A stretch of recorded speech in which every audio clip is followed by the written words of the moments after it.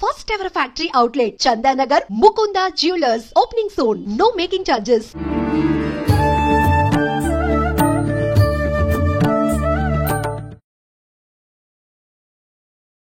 నమస్కారం, welcome to I dream. ధర్మ మార్గం విత్ విజిత కార్యక్రమానికి స్వాగతం. ప్రస్తుతం మనతో పాటు ఉన్నారు 109 బాబా సంత్ సదానందగిరి స్వామీజీ. ఇప్పుడు వారితో మాట్లాడి మరిన్ని విషయాలు తెలుసుకుందాం. మనకున్న సందేహాలన్నింటినీ కూడా నివృత్తి చేసుకునే ప్రయత్నం చేద్దాం. హరి ఓం స్వామీజీ. జై గురుదేవ్. స్వామీజీ, అసలు సృష్టి ఎలా ప్రారంభమైంది అంటే మనకిప్పుడున్న దేవుళ్ళందరూ కూడా సృష్టికి మనకు బ్రహ్మ, విష్ణు, మహేశ్వరుడు వీళ్ళే సృష్టి స్థితి లయకారకులు అంటాము. కానీ వీరికన్నా ముందర మళ్ళీ శక్తి ఉంది అని చెప్పి ఆవిడ ద్వారానే ఈ సృష్టి అంటాము. అసలు ఏంటి ఇది? ఎక్కడో ఏదో ఒక కన్ఫ్యూజన్ అనేది ఎప్పుడు ఉంటూనే ఉంటుంది. దానికి ఒక క్లారిటీ ఇవ్వండి స్వామీజీ. ఓం యస్యాద్ విరత వక్రాద్యాః పారిషద్యాః పరశతతం విఘ్నం నిఘ్నంతి సతతం విశ్వశ్రేణం తమాశ్రయే. అంబ నవాంబుజోజ్వల కరాంబుజ శారదా చంద్ర చంద్రికాడంబర చారుమూర్తి ప్రకట స్ఫురభూషణ రత్నరోచిరాచుంబిత దిగ్విభాగ శృతి సూక్త విభక్త నిజ ప్రభావ భావాడంబర వీధి విస్తృత విహారి మమ్మెల్లరున్ కృపచూడుము భారతి. జ్ఞానానందమయం దేవం నిర్మల స్ఫటికాకృతిం ఆధారం సర్వ విద్యానాం శ్రీ హయగ్రీవ గురుం ఉపాస్మహే.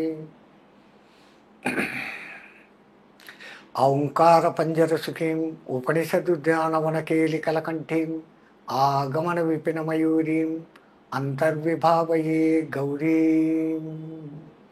మా గురుదేవులైనటువంటి మహంతి హిమాలయగిరిజీ మహారాజ్ వారి పాదపద్మంలోని మనస్సులో స్మరించుకొని ఐ డ్రీమ్ టీవీ వీక్షకులందరికీ శుభములు సదా కలగాలని ఆకాంక్షిస్తూ మాత అడిగిన ప్రశ్న, ఈ సృష్టి ఎలా మొదలైంది? మనకందరికీ సాధారణంగా బ్రహ్మ సృష్టి చేస్తాడు, విష్ణువు ప్రొటెక్ట్ చేస్తాడు, శివుడు లయం చేస్తాడు అని మనం అనుకుంటే ఇంగ్లీష్ వాళ్ళు ఆ ముగ్గురిని కలిపి గాడ్ అని పిలుచుకుంటున్నారు. జనరైజేషన్, ఆర్గనైజేషన్, డిస్ట్రక్షన్, జిఓడి డాగ్ అని. సో ఏదో ఒక రూపులో మన వెనకల ఒకళ్ళు ఉన్నారు అనేది మానవ సనాతన ధర్మంలో ఒక పాయింట్గా ఉంది. కానీ మన సనాతన భారతీయ ధర్మం ఏం చెప్తుందంటే నిరాకార బ్రహ్మం ఎప్పటికీ నిత్యంగా ఉండేది. నిత్యము కానిదంతా మార్పు చెందుతూ ఉంటుంది. జగత్తు అంటారు, జన్మించి గతించేది అన్న అర్థం, ఆ అర్థంలో వస్తుంది. సో ఈ జగత్తు పుట్టుకలు జరిగిపోతానే ఉంటాయి, మళ్ళీ వస్తానే ఉంటాయి. అదే బ్రహ్మ చేసే పని. మరి బ్రహ్మని ఎవడు పుట్టించాడు అనే పాయింట్ వస్తుంది. అక్కడ వచ్చినప్పుడు మనం చెప్పే ఈ నిరాకార పరబ్రహ్మ నిత్యం సత్యం ఏదైతే ఉందో అది. సత్యము భూతము అనే రెండు పదాలు వాడతాం. భూతం అన్నా సత్యమే, సత్యం అన్నా సత్యమే.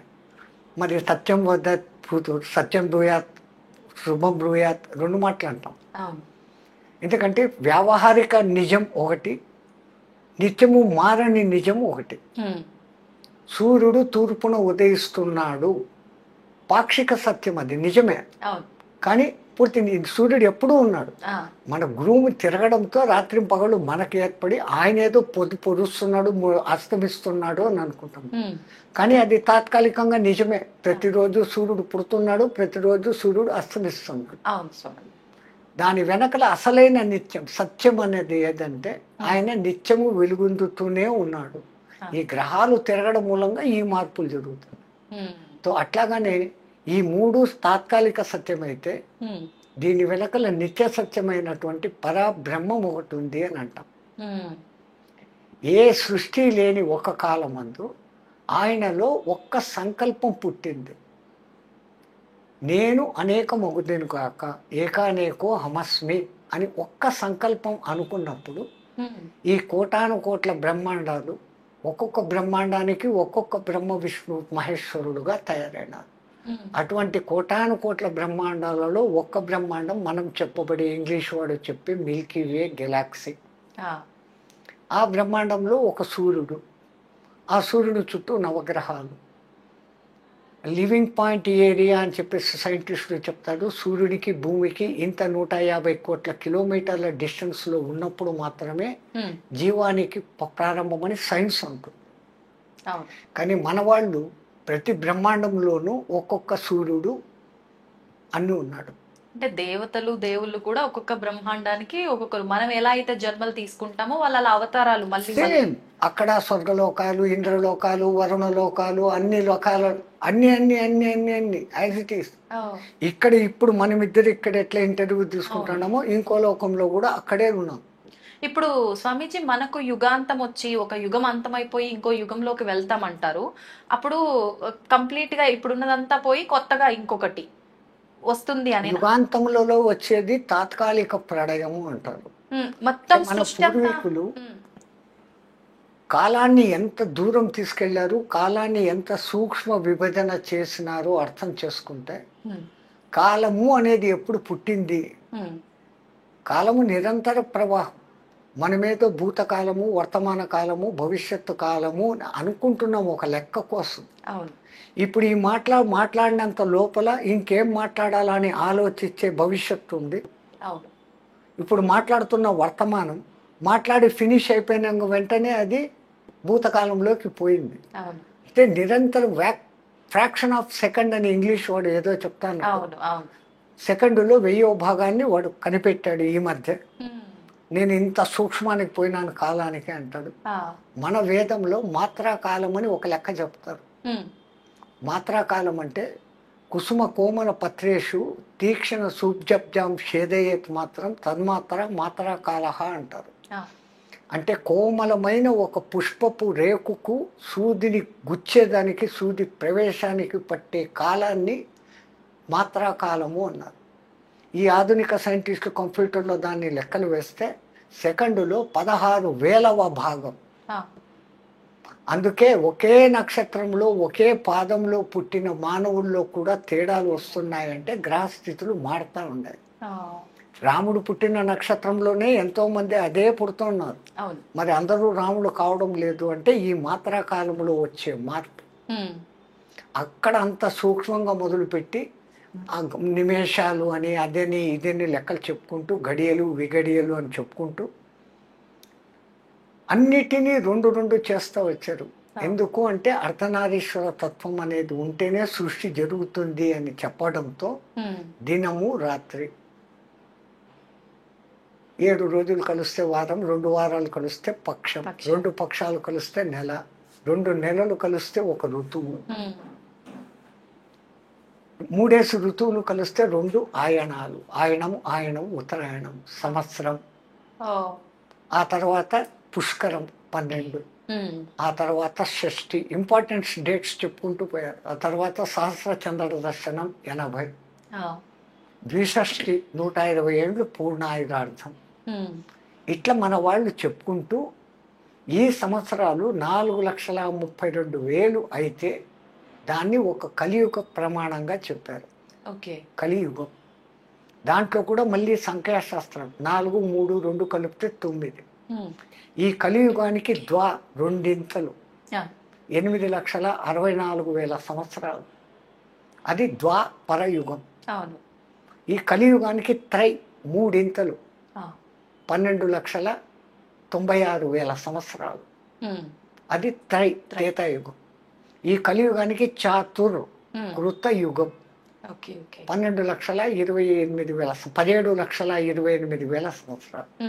ఈ 4 యుగాలను కలిపి ఒక్క మహాయుగం అంటారు. ఈ ఒక్క మహాయుగానికి మళ్ళీ టోటల్ చేస్తే 43,20,000 సంవత్సరాలు. ఇట్లాంటి మహాయుగాలు 1000 అయితే బ్రహ్మదేవుడికి ఒక పగలు, 1000 అయితే బ్రహ్మదేవుడికి ఒక రాత్రి. 1000 మహాయుగాలు కలిగిన తర్వాత బ్రహ్మదేవుడు విశ్రమించినప్పుడు ఇంతవరకు జరిగిన ఈ సృష్టి అంతా ఆయనలోకి పోతుంది. మళ్ళీ ఉదయం తెల్లారిన తర్వాత మళ్ళీ పైకి తీస్తాడు. ఇంతకుముందు జన్మలో ఒక బంటుగా ఉన్నోడు ఈ జన్మలో రాదు. ఈ క్రియేషన్ ఈ మార్పులు వాడి కర్మలు వాడు చేసిన ఉత్తమ సేవలను బట్టి ప్రమోషన్స్ డిప్రెషన్స్ అనేటి లెక్కన వాళ్ళలో ఈ మార్పులు జరుగుతూ సృష్టి ఇట్లా అనంతంగా జరుగుతూ ఉంటుంది. ఇట్లాంటి సృష్టి చేసే ఈ బ్రహ్మకు ఒక్కరోజు ఇంత అయితే అటువంటి 365 రోజులు ఇంటూ 100 అయితే ఈ బ్రహ్మ కూడా పోతాడు. అప్పుడు ఆ బ్రహ్మ పోయినప్పుడు పెద్ద కల్పం, పెద్ద వినాశనము అంటారు. మళ్ళీ కొత్త బ్రహ్మ వస్తాడు. అందుకే భవిష్యత్తు బ్రహ్మ హనుమంతుల వారు అని ఇప్పుడే చెప్పి ఉన్నారు మన వాళ్ళు. ఇట్లా బ్రహ్మలు మారుతూ ఉంటారు. ఇట్లా బ్రహ్మ మారితే అది విష్ణుదేవుడికి ఒక్కరోజు అంట. విష్ణుదేవుడికి ఒక్కరోజు. అట్లా శ్రీ మహావిష్ణువుకు ఒక్కరోజు ఇంటూ 365 ఇంటూ 100 వేస్తే ఆ శ్రీ మహావిష్ణువు కూడా కరారవిందేన పదారవిందం ముఖారవిందేన వినివేశయంతం వటస్య పటస్య పుటేశయనం బాలముకుందం మనసాస్మరామేని బాలముకుందుడు అయిపోతాడంట. ఆయన అట్లా బాలముకుందుడు అయితే అది శివ పరమాత్మకు ఒక్క ఉచ్ఛ్వాస నిశ్వాస కాలం అంట. అట్లా శివ పరమాత్మకు 21,600 హంస జపము జరిగిపోతే ఆయనకు ఒక్క రోజు.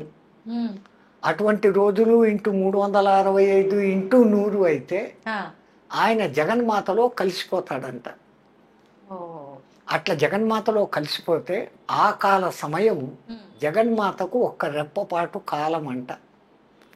మీరు ఈ ఇంటూలు చేసుకుంటూ పోతే ఏ కంప్యూటర్లో పట్టదు, కోట్ల పేజీల పుస్తకంలో సున్నాలు పెట్టుకుంటూ పోతే కూడా చేత కాదు. మన పూర్వీకులు అనంత కాలాన్ని అట్లా చెప్పారు, సూక్ష్మ కాలాన్ని ఇట్లా చెప్పారు. అట్లా నేను ఏకానేకో హమస్మి అనుకున్న ఆ పరబ్రహ్మ ఒక్క లక్ష్యంతో ఈ సృష్టి ఏర్పడింది అని సనాతన ధర్మం వాళ్ళు చెప్తారు. ఈ ఆధునిక సైంటిస్టులు సూర్యుడు పుట్టడము, ఈ గెలాక్సీ పుట్టడము ఇదంతా 198 కోట్ల సంవత్సరాలు వాళ్ళకి వచ్చారు అప్రాక్సిమేట్లీ. వాళ్ళ లెక్క మన లెక్క కరెక్టు అనే దానికి మనము సంకల్పం చెప్పుకునేటప్పుడు ఆద్య బ్రహ్మ ద్వితీయ పరార్థే అంటాం. అంటే ఇప్పుడున్నటువంటి బ్రహ్మ యొక్క 50 ఏళ్ళు నిండిపోయి 51వ బర్త్డే ఫస్ట్ డేట్లో ఉన్నాడు అని. మరి ఇప్పుడు నేను చెప్పిన లెక్క ప్రకారము ఈ ఇన్ని లక్షల సంవత్సరాలన్నింటినీ కలుపుకుంటూ ఇంటూ 50 సంవత్సరాలు చేస్తే అది 203 కోట్ల సంవత్సరాలకు వస్తుంది. అంటే ఈ సైంటిస్టులు చెప్తున్న దానికి అదికి ఒకటే. ఎక్కడ తేడా అంటే అంతా ఈ 198 ఏళ్ల క్రితం బిగ్ బ్యాంగ్ జరిగి విశ్వం పెరిగినప్పుడు భూమి మీద ఏమీ లేదు, భూమి అగ్నిగోళం లాగా ఉండింది. చల్లబడేదానికి కొన్ని కోట్ల సంవత్సరాలు అయింది. ఆ తర్వాత ఈ డైనోసారస్ అనేటివి వచ్చాయి, అవి కూడా అంతరించిపోయినాయి, ఉల్కాపాతాలు జరిగి. ఆ తర్వాత మళ్ళా ఎక్కడో నీళ్లలో ఒక చిన్న జీవం వచ్చింది, అమీబా అనబడేటువంటి మొదటిది. తర్వాతే ద్వికణ జీవిగా మారింది, ఏకకణ జీవి ద్వికణ జీవిగా మారింది, అది కూడా నీళ్ళలోనే. ఇట్లా కణాలు పెరుగుతూ జల జీవాలు ఏర్పడ్డాయి. ఆ జలంలోనే ఉండకుండా మెల్లగా భూమి మీదకి రాను మొదలుపెట్టాయి. నీళ్ళలోకి వస్తూ భూమిలోకి వస్తూ తిరుగుతూ ఉన్నాయి కొన్ని వేల సంవత్సరాలు. మళ్ళీ కొన్ని వేల సంవత్సరాలకు నీళ్లను వదిలేసి భూమి మీదనే నివసిస్తున్నాయి. ఆ తర్వాత ఈ జంతు లక్షణాలను వదులుకుంటూ మెల్లగా మానవ లక్షణాలకు పుణికి పుచ్చుకున్నాయి. తర్వాత జంతు లక్షణాలను పూర్తిగా వదిలేసి మానవుడిగా మారినాయి. మానవుడు తెలివితేటలు పెంచుకున్నాడు, ఆయుధాలు కనిపెట్టినాడు, రాజ్యాలు ఏర్పాటు చేసుకున్నాడు. ఆ తర్వాత అతని బ్రెయిన్ పూర్తిగా వికసించి అన్నిటి మీద కమాండ్ తీసుకున్న స్థాయికి వచ్చాడు అని సైంటిస్టులు అంటారు. మన సనాతన ధర్మంలో దశావతారాలు చెప్పారు. దశావతారాలలో మొట్టమొదటి చేప, మత్స్యావతారం, అది నీళ్లలో. రెండవ అవతారం కూర్మావతారం, నీళ్లలోనూ ఉంటుంది, భూమి మీద ఉంటుంది. మూడవది నీళ్లను పూర్తిగా వదిలేసి భూమి మీదనే ఉండేది, వరాహ అవతారం. ఆ తర్వాత జంతు లక్షణాలను వదులుకుంటూ మానవ లక్షణాల్లోకి వస్తూ ఉంది నారసింహ అవతారం, జంతువు నుంచి మనిషిగా డెవలప్. జంతు లక్షణాలు అన్నీ వదిలేసింది సూక్ష్మ మానవుడు వామనుడు. ఈ వామనుడు మెల్లమెల్లగా డెవలప్ అవుతూ ఆయుధాలు కనిపెట్టినాడు, పరశురామ అవతారం. రాజ్యాలు ఏర్పరచుకున్నాడు రామ అవతారం. పూర్ణ మానవుడిగా మారినాడు శ్రీకృష్ణ పరమాత్మ. నవ దశావతారాలకు దీనికి ఇంచుమించు అన్ని దగ్గరే. వాళ్ళ దృక్కోణం వేరే, మన దృక్కోణం వేరే. దృష్టి మారుతుంది కానీ సృష్టిలో మార్పు లేదు. ఆ సృష్టి ఇట్లే జరుగుతూ ఉంటుంది, నాశనం అవుతూ ఉంటుంది, పుడుతూ ఉంటుందని మనం అంటాం. ఇది అప్పుడు పుట్టింది ఎప్పుడు పోతుందో అని వీళ్ళు లెక్కలేసి సూర్యుడు ఇంకా కొన్ని కోట్ల సంవత్సరాలకు పోతాడు, బిగ్ స్టార్ అదేమో అయిపోతాడు, పోతుంది అయిపోతుంది అంటాడు. అయిపోతుంది, మళ్ళా వస్తూనే ఉంటుంది. ఎందుకంటే ప్రతి గెలాక్సీకి మధ్యలో ఒక బ్లాక్ హోల్ అనేది ఉంది. ఈ గెలాక్సీలు అన్నిటికీ మధ్యలో అనంతమైన చీకటి ఉంది. అందుకే సైంటిస్టులు అంటారు కనపడేదంతా 5%, కనపడనిది అంతా 95% ఉంది అంటారు. దాన్ని బ్లాక్ మ్యాటర్ అంటారు. దాన్ని తెలుగులోకి ట్రాన్స్లేట్ చేస్తే కృష్ణ పదార్థం. కృష్ణ అని అనకూడదు. ఎందుకని అనకూడదు స్వామిజీ?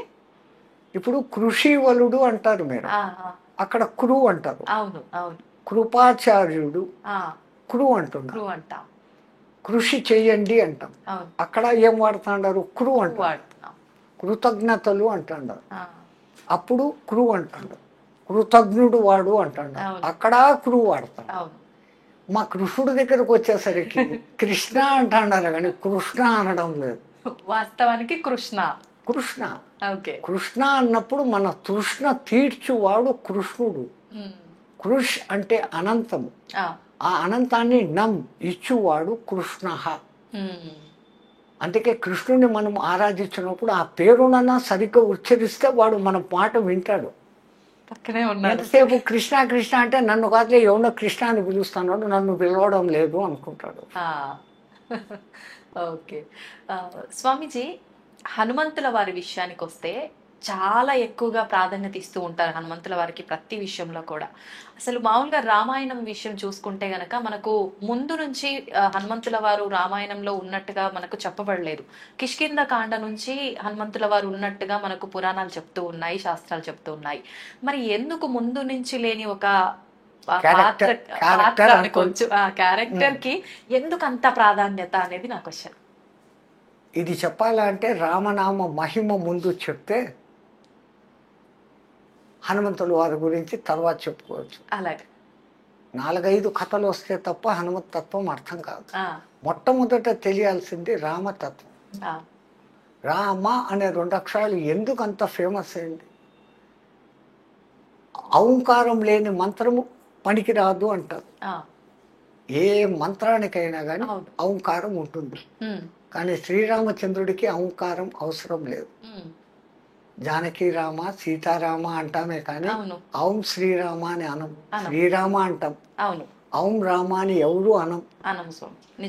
ఎందుకంటే ఆ ఏకాక్షరంగా మారుస్తే రామ్ అన్నప్పుడే దాంట్లో ఔం నిగుడీకృతంగా ఉంది.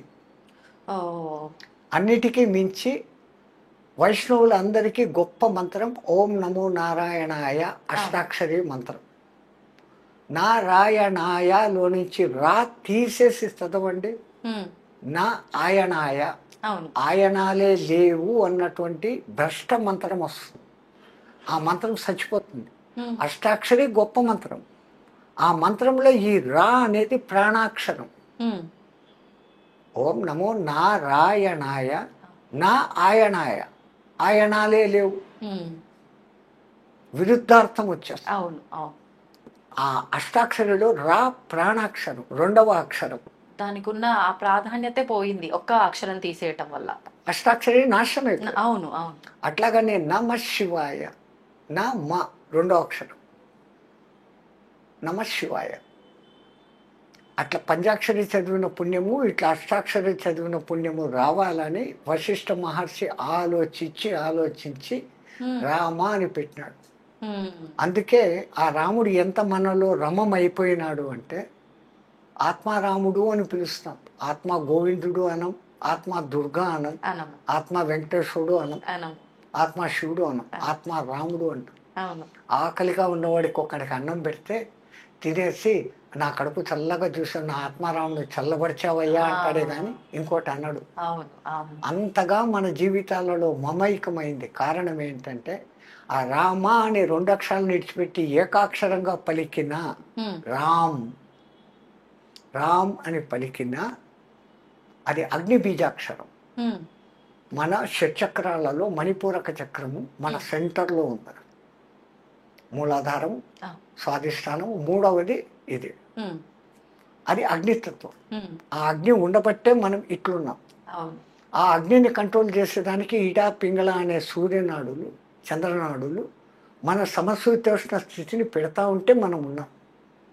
ఆ అగ్ని ఎక్కువైనా, టెంపరేచర్ ఎక్కువైతే జై శ్రీరామ్, ఆ అగ్ని తక్కువైనా లో టెంపరేచర్ అయితే జై శ్రీరామ్. అంతే. ఇన్నిన్ని అర్థాలు పెట్టి ఆ రామమంత్రం పెడితే రోమ రోమములో దాన్ని నింపుకున్నవాడు హనుమంతుడు. ఈ రామ్ రామ్ అని చదువుతుంటే ఆయన బ్రెయిన్లోని 10,000 కోట్ల న్యూరాన్సే కాకుండా శరీరంలోని కణ కణము రామనామాంకితం అయిపోయింది. అందుకని రాముడి కన్నా, రామ బాణం కన్నా రామనామం గొప్పదని నిరూపించిన మహానుభావుడు హనుమంతుడు. ఇంకా ఇంకా చెప్పాలా అంటే విష్ణుమూర్తికి తెలివి ఎక్కువ. బ్రహ్మదేవుడు ఎట్లాంటి వరాలు ఇచ్చినా కానీ ఆ వరాలలో ఉన్న లూపు హోల్ను కనిపెట్టి బ్రహ్మవరాలు దెబ్బ తినకుండానే ఆ రాక్షసుని చంపుతూ ఉంటాడు ఆయన. తెలివి అంత తెలివి. అందుకే జిష్ణు అంటారు.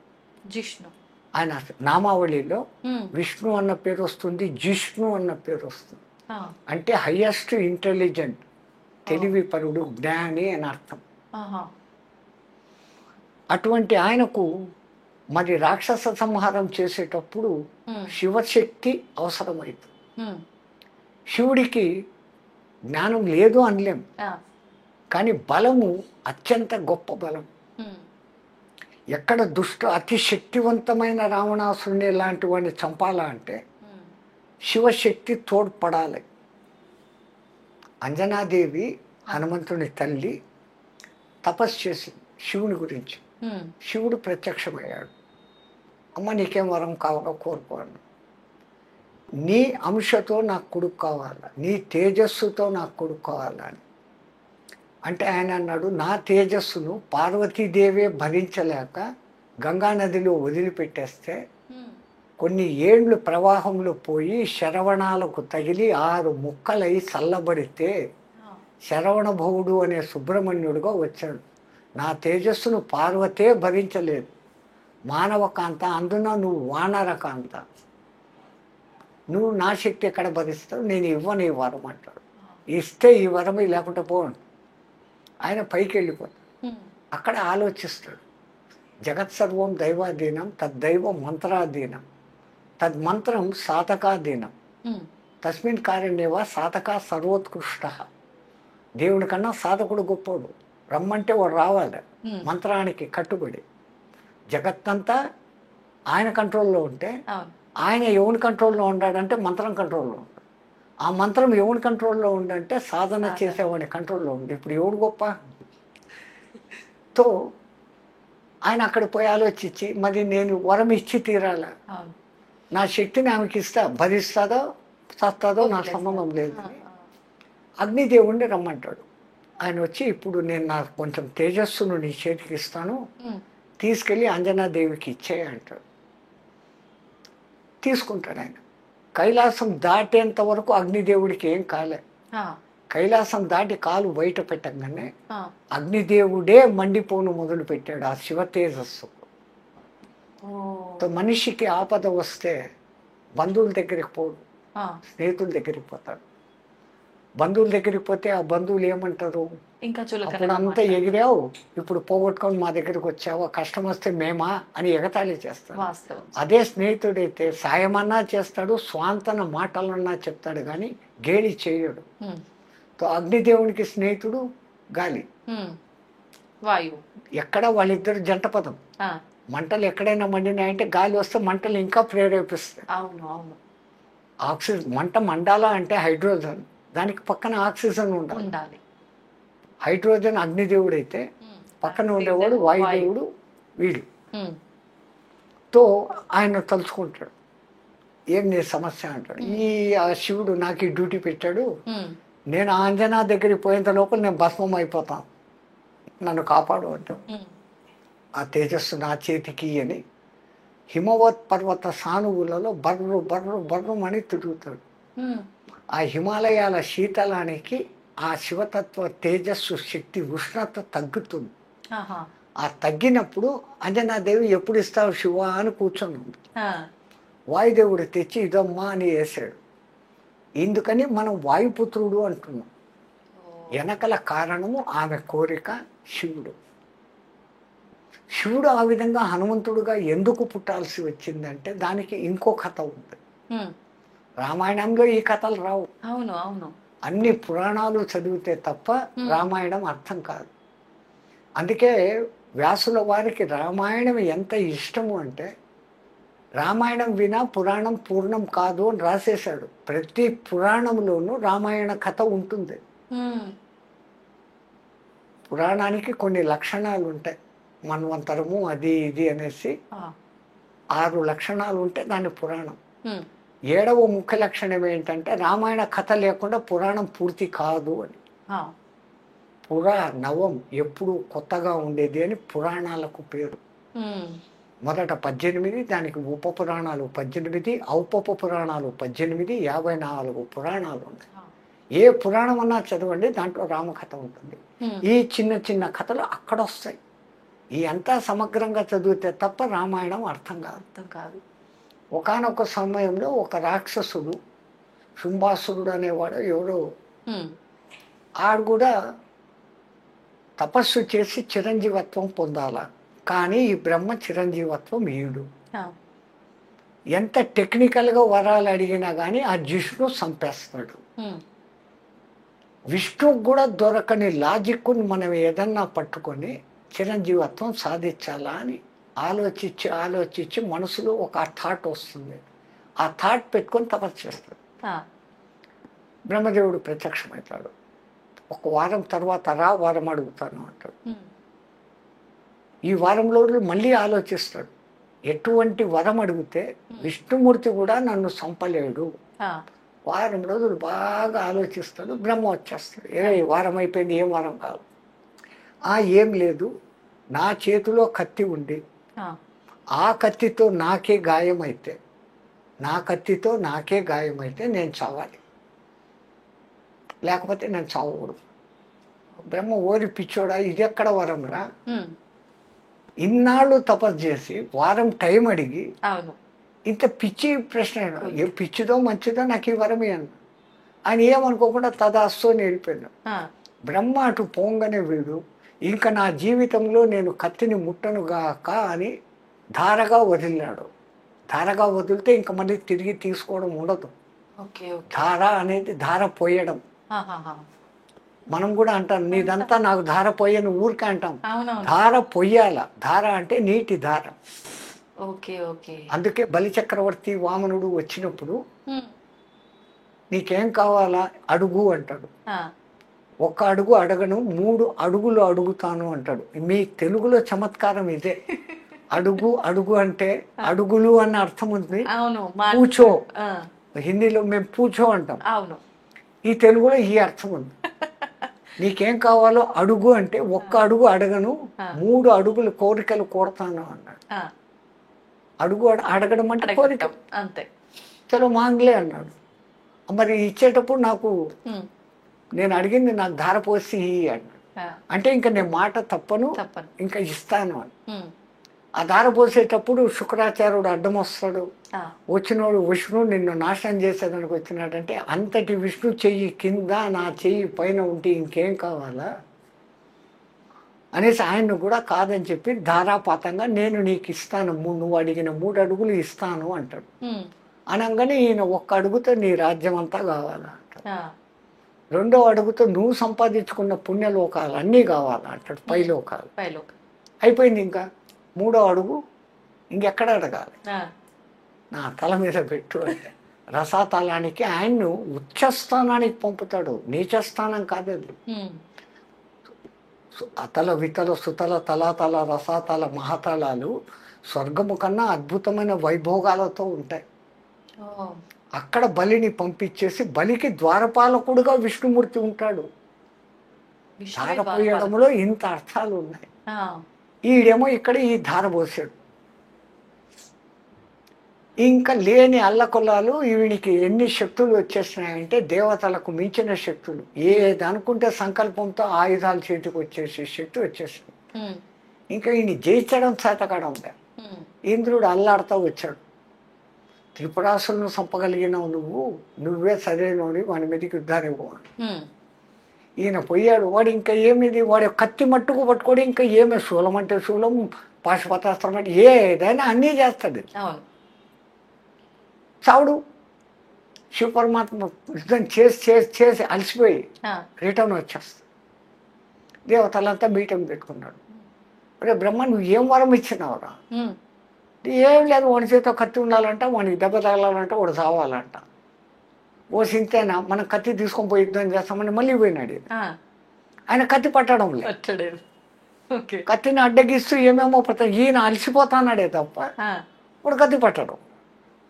కానీ ఓడిపోయి మళ్ళీ వచ్చాడు. ఆ, మళ్ళా మీటింగ్ పెట్టుకున్నప్పుడు విష్ణుమూర్తి దీర్ఘంగా ఆలోచిస్తా అన్నాడు. ఉమ్, ఏమయ్యా అంటే, మరి ఇంకా ఈ జిష్ణువే కాపాడాలమ్మా అంటే, ఆ, ఈ జిష్ణు చేత కూడా కాదు ఇది. ఉమ్, వాడు ఎవడో ఇంతకు ముందు ఒకటి అడిగాడు, నేలలో కాదు, భూమి మీద కాదు, ఆకాశంలో కాదు, ఇంట్లో కాదు, బయట కాదు, పగలు కాదు, రాత్రి కాదు, అవును. మనుషుల చేత కాదు, జంతువుల చేత కాదు, దేవతల చేత కాదు, అవును. ఆయుధాల చేత కాదు. అట్లాంటి వాడినన్నా చంపాడు వీడు. ఉమ్, వీడు కత్తి పట్టడము అనేసి దార పోసుకున్నాడు. అవును. ఇంక వీడి చేత కత్తి పట్టించేది ఎట్లా? వీడు చచ్చేదట్ట, వీడు సావడు. ఆ, లేదు, అనంత కోటి ఉపాయాలకు శతకోటి అపాయాలు ఏమో అంటారు మీరు తెలుగులో. అదేమో చెప్తారు, ఆ, ఆ, శతకోటి ఉపాయాలకు అనంత కోటి అపాయాలు ఏమో ఉంది. అది మంచి వర్డ్. అవును. ఆ శతకోటి అపాయాలకు అనంత కోటి ఉపాయాలు బుద్ధులు సంథింగ్ ఏదో వస్తుంది అనుకుంటే. ఏదో ఉమ్, అట్లా ఎక్కడో ఒక్క చోట లూప్ హోల్ ఉంటుంది అని ఈయన అంటున్నాడు. ఆ, ఏం లూప్ హోలు? వాడు కట్టే పట్టుకోడు. ఇంకెక్కడ లూప్ హోలు అని ఈయన. అవును. నువ్వు సంపలేవు అని ఆయన. ఎవడైనా జాతస్య మరణం ధ్రువం సంపుతాను అని ఈయన. ఆ, వీళ్ళిద్దరి మధ్య కొంచెం పట్టుదల పెరిగిపోయింది. ఉమ్, శివపరమాత్మ, నువ్వు సంపకపోతే ఏం చేస్తావు అన్నాడు. ఉమ్, ఒక జన్మ నీకు నేను ఊడిగం చేస్తాను అన్నాడు. ఒక జన్మంతా.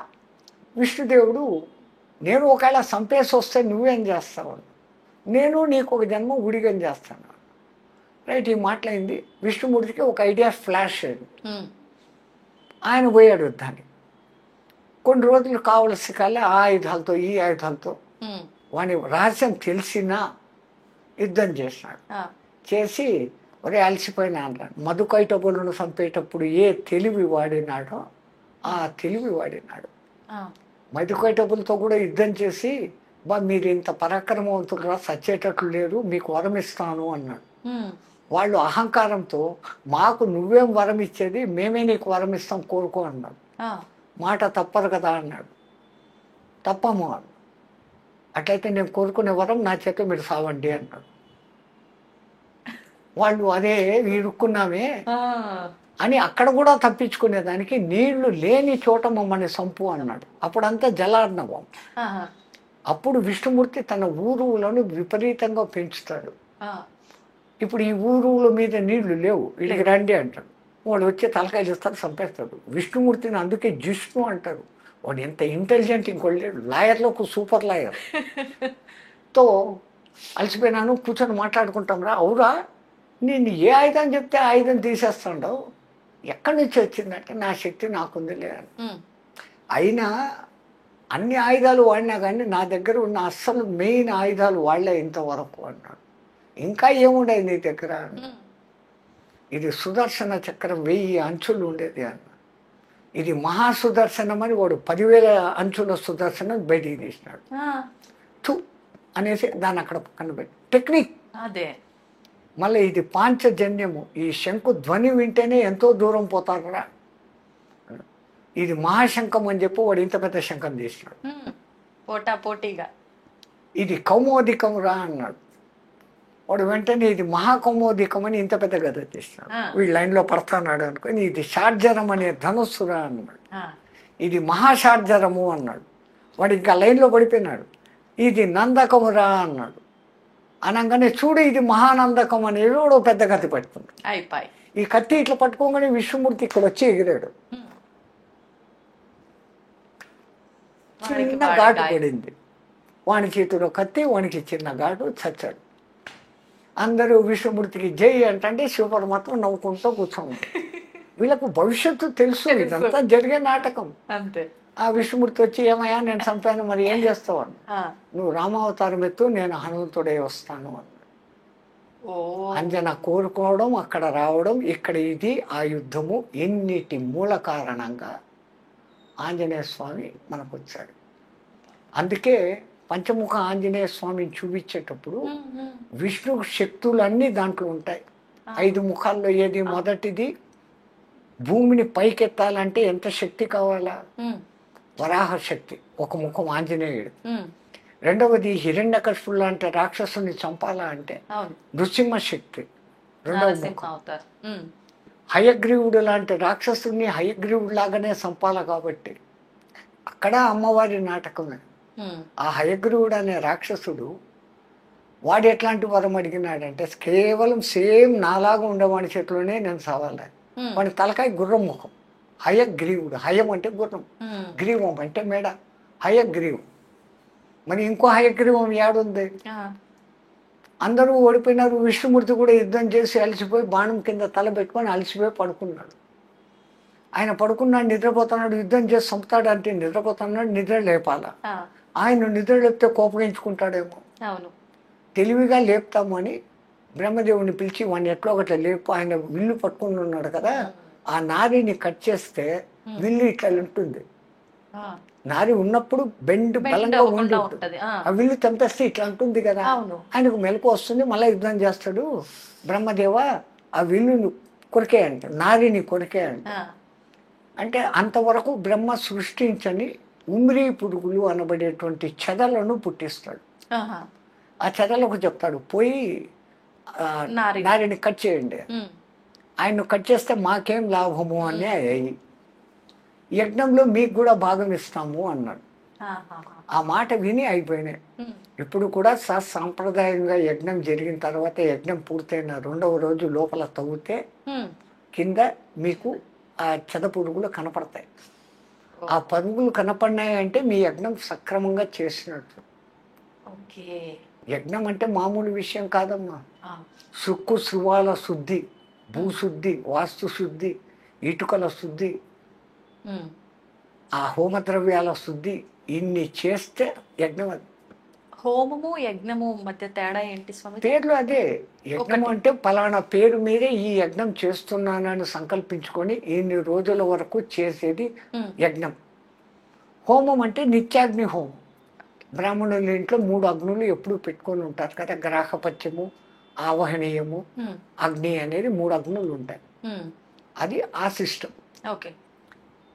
ఇప్పుడు మళ్ళా సబ్జెక్ట్ మంది ఎక్కడికి డివియేట్ అవుతుంది. పురాణాల కథలు సామాన్యంగా ఉండవు. మనం పంచముఖ హనుమంతుడి హయగ్రీవుడు అది కొట్టంగానే ఎంత జోరుగా ఈ నారి కొడుతుందంటే విష్ణుదేవుని తలకాయ ఎగిరిపోతుంది. ఒరవరే లేపుతాము అనుకుంటే తలకాయ పోయింది, ఎత్తుకంటే కనిపిస్తాము అనుకుంటారు, దొరకదు. అప్పుడు అందరూ జగన్మాతను ప్రార్థిస్తే ఫలానా చోట గుర్రం ఆ ముఖం పట్టుకొని ఉంది, దాన్ని కట్ చేసి పెట్టండి అంటారు. ఆ గుర్రం తలకాయ తీసుకొని వచ్చి పెడతారు. అంటే ఇప్పుడు టెక్నాలజీ చేయి తీసి చేయి పెట్టినట్లు దేవతలకు ఏం తెలుసు అంటే తలకాయలు తీసి తలకాయలు పెట్టే టెక్నిక్ గణపతి దగ్గర నుంచి హయగ్రీవుడి దగ్గర నుంచి అనేకం ఉంది. వేదాల్లో అనేక చోట ఈ అశ్విని దేవతలు అనే దేవతల వైద్యులు యుద్ధరంగంలో కాళ్ళు చేతులు తెగిపోయిన వాళ్ళకు ఇనుప కాళ్ళు ఇనుప చేతులు వేసినట్లుగా రాసి ఉన్నారు. ఆపరేషన్స్ లో మన వాళ్ళు అంత ఎక్స్పర్ట్స్. వాళ్ళు ఎట్లా చేసినారో ఆపరేషన్స్ ఉన్నాయా స్వామిజీ? ఖచ్చితంగా. కానీ ఆ టెక్నాలజీ ఎటువంటిది అనేది మనకు తెలియదు. మూర్ఖులు అడుగుతారు, ఏనుగు తల ఇంత ఉంటుంది, మనిషి మెడ ఇంత ఉంటుంది, ఎట్లా కలిపినారు అని అంటారు. మొన్న ఎవడో ఒక సైంటిస్టు ఒక తలను తీసి ఇంకో మనిషి తలను పెట్టాలా అని ప్రయోగం చేస్తున్నాడు అని పేపర్లో పడింది. అది సక్సెస్ అయిందో లేదో తెలియదు. వాళ్ళ టెక్నాలజీ వేరే, మన టెక్నాలజీ అంతా టెస్ట్ ట్యూబ్ బేబీల వరకే వచ్చింది. అంతే జైగోటుగా ఇక్కడ తయారు చేసి దాన్ని మళ్ళీ తల్లి గర్భంలోనే పెడుతున్నారు. కానీ తల్లి గర్భం అవసరం లేకుండా కౌరవులు ఆయిల కుండలలో పుట్టించారు. దశరథుడు చనిపోతే భరతుడు వచ్చేంత వరకు శవం పాడు కాకుండా తైల భాండంలో పెట్టి రక్షించినారు అని రాసి ఉంది. శవాన్ని ఎన్ని రోజులైనా భద్రపరిచే టెక్నాలజీలు వాళ్ళ దగ్గర ఉన్నాయి. ఇప్పుడేమో ఐస్ బాక్సులు, మీకు మిషన్లు కనపడుతున్నాయి. వాళ్ళ టెక్నిక్లు వేరే. వాళ్ళు అంటే మెదడు బుర్రకు పని పెట్టి మళ్ళీ ఇప్పుడు ఎప్పుడైతే హయగ్రీవ తల వచ్చిందో వాడి కోరిక ప్రకారం నాలాంటి వాడి చేతిలో సవాలని చచ్చాడు. అంటే విష్ణుమూర్తికి అక్కడ ఆ హయగ్రీవ తల వచ్చేదానికి అమ్మవారి అనుగ్రహము, శివశక్తి. అందుకే ఆ పంచముఖ ఆంజనేయ స్వామిలో హయగ్రీవ ముఖం.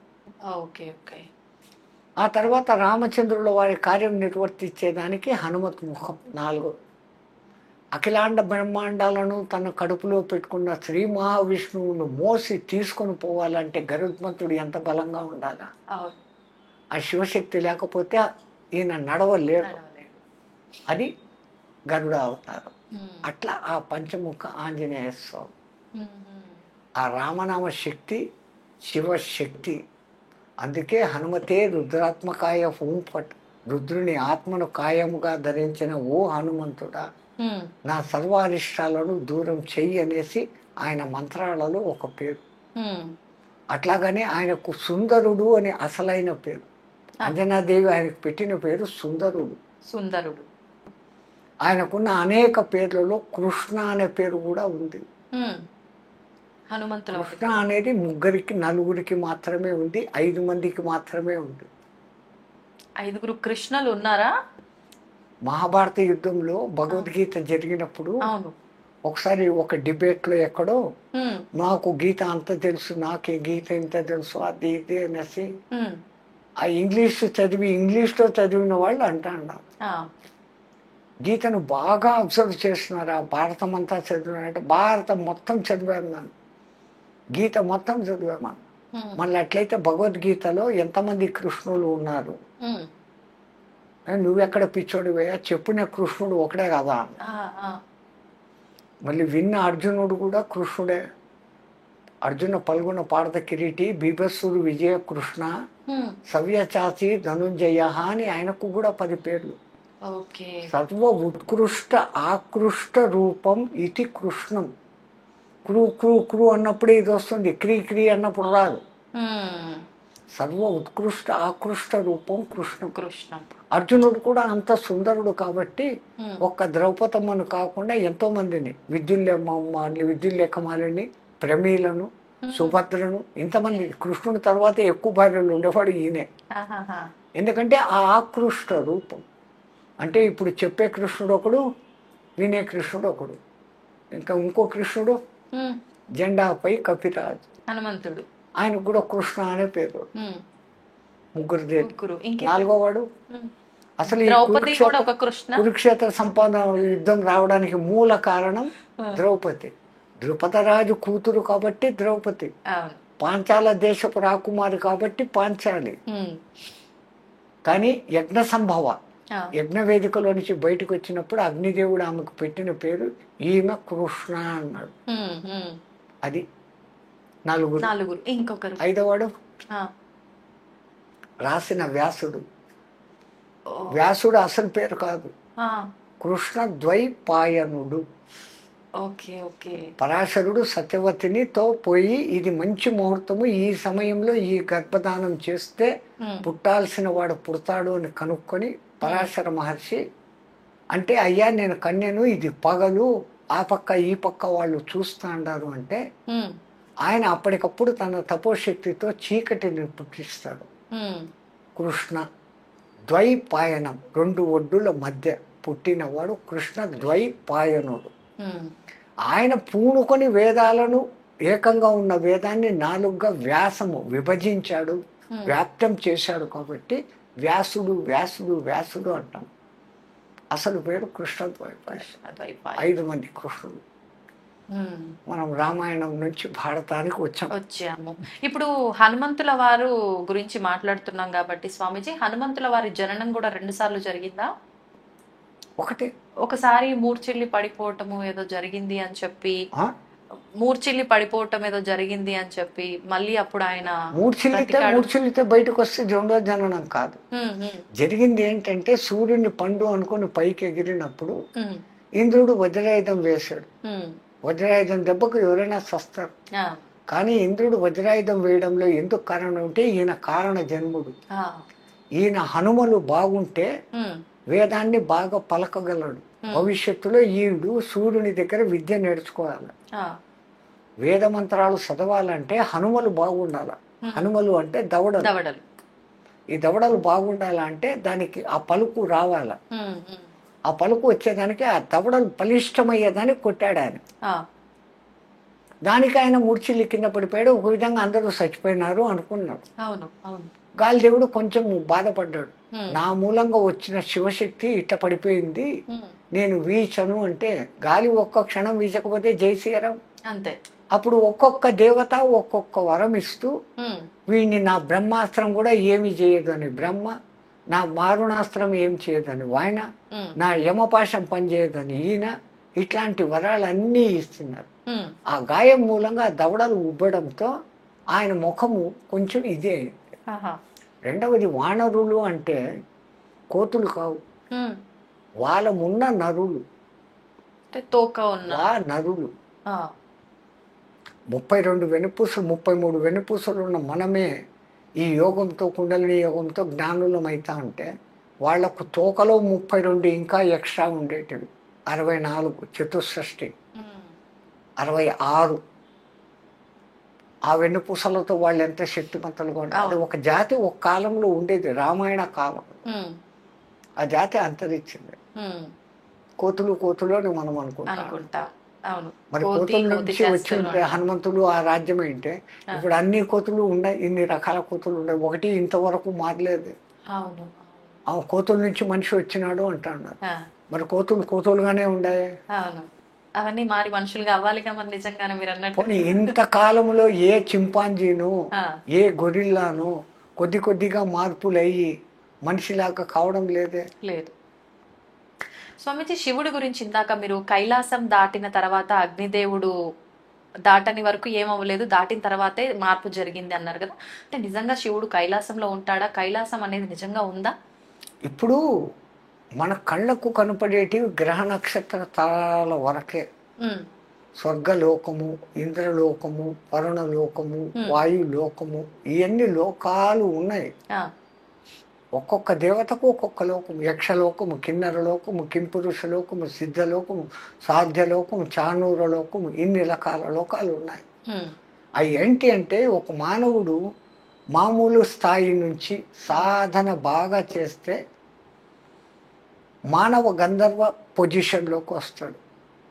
అంటే మంచి సంగీతకారులు, మీ ఆంధ్రాలో ఘంటసాల, మా హిందీలో మొహమ్మద్ రఫీ, మన్నాడే, ఇట్లాంటి వాళ్ళు మానవ గంధర్వులు. ఇంకా ఉత్కృష్ట స్థానానికి పోతే గంధర్వులు అనే గంధర్వలోకంలోకి చేరుతారు.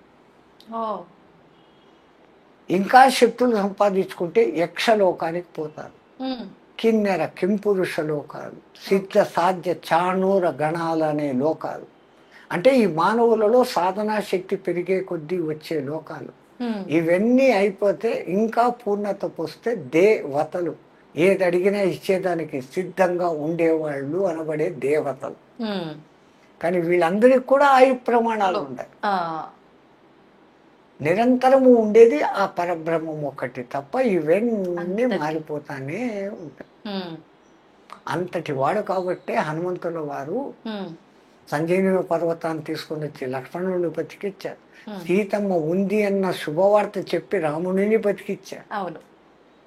ఇంతటి గొప్పది ఉన్నా ఆయన దగ్గర వినయత ఉంది. రామ పట్టాభిషేకం జరిగినప్పుడు జాంబవంతుడు అంటాడు, ఈ రోజు ఈ నయనానందకరమైన దృశ్యం చూస్తున్నామంటే హనుమాన్ నువ్వే కారణం. శతయోజన విస్తీర్ణ సాగరాన్ని దాటావు, వచ్చేసావు అంటే అబ్బాయి నా గొప్పతనం ఏం లేదండి, మరి నువ్వు లేదంటావు, ఎట్లా దాటావు నువ్వు 1000 యోజనలు అంటే? రాములు వారు ఉంగరం ఇచ్చారు కదా, ఆ శక్తితో పోయినాను. మళ్ళీ రిటర్న్ ఎట్లా వచ్చినావురా? అమ్మవారు చూడమని ఇచ్చినారు కదా, ఆ శక్తితో వచ్చినారు. నాది ఏమీ లేదు. మనమైతే ఎంత అహంకరిస్తాము. ఇంత ఉంటే అంత చేసి రాముడి దగ్గరికి రాగానే నేను ఎగిరి ఆడిపోయినా, లంకిని అడ్డం వచ్చింది, దారిలో మైనాకుడు అడ్డం వచ్చినాడు, డామ్ డూమ్ ఇన్ని కథలు చెప్తా. అవునవును. లంక అంతా కాల్చేసిన, రావణుడి కొడుకు అక్షకుమారుని చంపిన, ఇన్ని చెప్తాడు. ఆయన రాగానే రాముడు అక్కడ కనపడంగానే కనుగొంటిని జానకి మాత అశోక వనంబున్నాను. ఆయనకు ఆ శుభవార్త చేర్చాల అంతే. ఆ సీతను చూసావారా, ఎట్లా చూసావు, ఎట్లా పోయినావు నువ్వు అంటే, అదా పోతా ఉంటే మైనాకుడు అడ్డం వచ్చింది. అందుకే రామాయణం అంతా 24,000 చిన్నదైతే సుందరకాండ అనేది అంత ప్రాశస్తమైనది. మా ఉత్తర భారతదేశంలోని తులసీదాసు ఆ మహానుభావుని రామచరిత మానసం అని రాసే దాంట్లో ఈ హనుమాన్ చాలీసా రాశాడు. ఎంత ప్రసిద్ధమైపోయిందంటే అంత ప్రసిద్ధమైపోయింది. అంతటి వినయ గుణ సంపన్నుడు. మరణ సుందరకాండ మరి ఎందుకు ఏం చేసినా సుందరకాండ పారాయణం చెంది తప్పులు పోతాయంటే, సుందరకాండలో ఉన్న అంతర్గత రహస్యాన్ని మనం తెలుసుకోవాలి. బాహ్యానికి సుందరకాండ చిన్నది. హనుమంతుల వారు ఈ దిక్కు నుంచి ఎగిరారు, ఆ దిక్కు పోయారు, సీతను చూశారు, లంకలు కలిసి వెనకొచ్చారు, అయిపోయింది. తర్వాత యుద్ధకాండ. మరి ఎందుకు అంత ప్రాశస్తం అంటే, ఒక సాధకుడు, ఒక మానవుడు, ఇవి అన్ని కథలు అక్కడ ఉన్నాయి. సీత అనబడే జీవుడు మరీచుడు అనే మాయలో పడతాయి. ఆ పేరే మరీచిక. మరీచిక అంటే ఎండమావి. సంస్కృతంలో మరీచిక అంటే ఎండమావి. ఎండమావి ఏముంటుంది, ఆ ఎడారుల్లో నీళ్లు ఉన్నట్లు కనపడుతుంది. నీళ్లు ఉండవుగా. చూడండి రామాయణంలో ఆ పేర్లు ఎంత భద్రంగా పెట్టినారో. మరీచిక అనే మారీచుడు మాయలో సీత అనే జీవుడు పడితే రాముడు అనే దేవుడికి దూరం అయిపోతాడు. మరి దూరమైన జీవుణ్ణి మళ్ళీ రాముడితో కలపాలంటే ఒక ఉత్తమ గురువు ఉండాలి. ఉత్తమ గురువుగా ఉండాలంటే ఉత్తమ గురువు లక్షణాలు ఉండాలి. హనుమంతుడు ఈ పక్క నుంచి ఆ పక్కకు ఎగిరేటప్పుడు ముందు అడ్డం వచ్చినోడు మైనాకుడు. ఆయన వచ్చి, మీ తండ్రి రక్షించబట్టి నా రెక్కలు మిగిలి ఉన్నాయి, లేకుంటే ఆ ఇంద్రుడు మొత్తం అందరి మా కులమ్మ వాళ్ళందరి రెక్కలు పగలగొట్టేశాడు. అదే రెండవది, రఘువంశంలో పూర్వీకుడైనటువంటి సగరుని పేరు మీద సాగరం అని వచ్చి ఈ లోపల నేను ఉన్నాను, రామకార్యం మీద పోతాండవు, నా ఆతిథ్యం తీసుకుని పోయి పండ్లు తిని పో అంటాడు. నేను రామకార్యం మీద రామ బాణంలాగా పోతా ఉన్నాను, నీ ఆతిథ్యానికి థ్యాంక్స్ అన్నాడే కానీ మనలాగా సాధకులకు ముందు ఆటంకము తిండి. తిండి మీద నియంత్రణ సాధించాలి ఒక సాధకుడు అనే దానికి అర్థం. రెండవది, ఇంకా ముందుకు పోతూ ఉంటే తాను ఉన్నత ప్రయాణం చేస్తా అంటే లౌకికాలు మనిషిని ఎప్పుడో ఒకసారి కిందికి లాగుతూ ఉంటాయి. అదే ఆమె సిమిక ఛాయాగ్రాహి రాక్షసి అని అంటారు. అంటే మనము ఉన్నత పదంలో పోయేటప్పుడు ఇంకా కొంచెం లౌకికాలు లాగుతూ ఉంటాయి. ఆ లౌకికాలను కూడా ధ్వంసం చేస్తే తప్ప నువ్వు ముందుకు పోలేవు అనే దానికి ఆ సింహను చంపాడు. ఆడదేం చూడలే, సింహికని చంపేశాడు. మళ్ళా దాటుకొని ముందుకు పోతే లంకిని సురస వస్తుంది. అంటే అక్కడ మన బుద్ధిని ఎప్పుడు ఎక్కడ వాడాలా, how to do, what to do, when to do తెలుసుకొని ఉండాలి. ఆమె నాకు బ్రహ్మదేవుడు వరం ఇచ్చినాడు, ఎవరు ఇక్కడ పోయినా కానీ నాలో మునిగిపోవాలా అని చెప్పింది. ఆయన ఇంత అయినాడు, ఆమె ఇంత అయింది. అక్కడ సడన్గా ఇంత అయిపోయి నోట్లోకి పోయి, అమ్మ నువ్వు అన్నట్టుగా నీలో పడి వచ్చాను అంటే ఎక్కడ తెలివి ఉపయోగించాలో, ఎక్కడ బలం ఉపయోగించాలో అక్కడ గురువుకు ఉండాల్సిన లక్షణం. అది కూడా అయినాక లంకలోకి దిగినాడు. దిగిన వెంటనే లోపలికి పోలే, టైం సెన్స్ ఎప్పుడు ప్రవేశించాల. అందుకని లంకిని వచ్చేంత వరకు ఉండి లంకిని మతం అణచి ఆ తర్వాత లోపలికి పోయినాడు. ఇక్కడ విచిత్రం వాల్మీకి రాశాడు, ఆయన పిల్లి అంత ఆకారం దాల్చిపోయినాడంట. పిల్లి అంత మార్జాల మాత్రే రూపేణ అంటాడు. పిల్లి అంత అయ్యి, పిల్లి కన్నా ఇంకా చిన్నది ఎలక, అవును దానికన్నా దోమ, ఈగ, చీమ, ఈ రూపాలు కాకుండా పిల్లిగా ఎందుకు పోయినాడు? ఎందుకని? మనకు మర్కట కిషోర న్యాయము, మార్జాల కిషోర న్యాయము అని ఉంటుంది. కోతి పిల్లను ఇట్లా అంటుంది, ఆ పిల్ల అంటుకుంటుంది. ఈ కోతి ఏమో చెట్టు కొమ్మల మీద నుంచి గోడల మీద నుంచి గోడలకు ఎగురుతూ ఉంటుంది. బిడ్డ ఉందా లేదా చూసుకోవాలి, నువ్వు పట్టుకో, నాకు సంబంధం లేదు అంటూ. అది మర్కట కిషోర న్యాయం. కానీ మార్జాల కిషోర న్యాయం, ఏ కూరలతో ఎలకను చంపేయగలిగిన శక్తి కలిగిన పిల్లి తన చిన్న కూనలను ఆ మెడ మీద పట్టుకొని గాయం కాకుండా క్షేమంగా ఇంకో చోటికి మారుస్తుంది. సో అక్కడ ఆ బిడ్డ నేను ఫుల్ సేఫ్, నాదేం లేదు, అంతా నీదే అనే సమర్పణ భావం ఉంది. రామా నేను నీ సేవకుణ్ణి అన్నటువంటి సమయస్ఫూర్తిని చూపించేదానికి వాల్మీకి ఆ వర్డ్ వాడినాడు. అంటే ఇప్పుడు ఈయన పూర్ణుడు అయినాడు. ఒకటి ఆకలిని జయించాడు, రెండవది లౌకికాలను జయించాడు, తెలివి ఎప్పుడు ఎక్కడెత్త వాడాలనో వాడగలుగుతా అన్నాడు, ఏ సమయానికి ఏం పని చేయాలనే సమయ సెన్స్లో ఉన్నాడు. ఇంత అద్భుత గుణాలు కలిగి ఉన్నా గాని పైవానికి శరణాగతిగా ఉన్నాడు. ఇంత ఉండబట్టి గురువు తత్వాన్ని పొంది అంతవరకు భ్రమలో ఉన్న సీత దగ్గర అనబడే జీవుని దగ్గరికి వెళ్ళి, ఓరి జీవుడా ఆ మాయలో నుంచి బయటికి రా, రాముడు ఉన్నాడు, నిన్ను నేను కలుపుతాను అని స్వాంతని ఇచ్చినాడు.